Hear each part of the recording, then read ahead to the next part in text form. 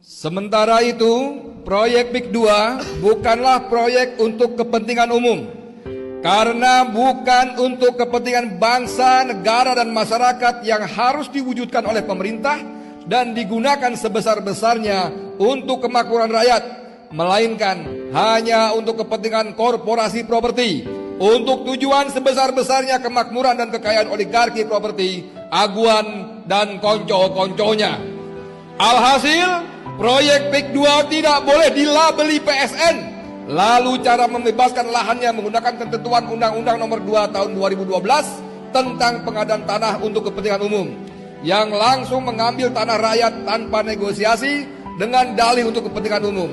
PIK 2 murni proyek swasta, tidak ada kaitannya dengan kepentingan negara, sehingga status PSN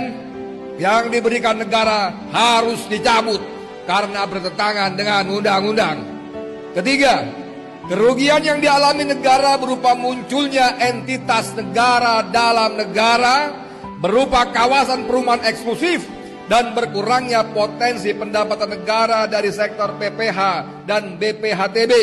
dalam peralihan hak atas tanah karena dampak status PSN proyek PIK 2 adalah salah satu pelanggaran hukum yang terkategori korupsi dengan menyalahgunakan wewenang atau melakukan perbuatan melawan hukum yang menguntungkan diri sendiri, orang lain, atau korporasi yang dapat menimbulkan kerugian keuangan negara, sehingga wajib diproses secara hukum oleh institusi berwenang dengan ketentuan-ketentuan dan atau pasal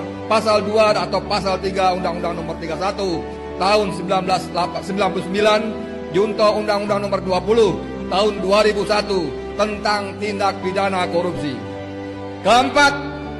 Saudara Muhammad Said Didu dalam kasus ini hanyalah seorang warga negara yang sedang menjalankan aktivitas menyampaikan pendapat di muka umum yang merupakan hak konstitusional yang dijamin oleh pasal 28 Undang-Undang Dasar 1945. Kelima, Saudara Said Muhammad Said Didu dalam perspektif akidah Islam sedang menjalankan ibadah sesuai keyakinan agama Islam berupa aktivitas ibadah dalam bentuk dakwah amar ma'ruf nahi mungkar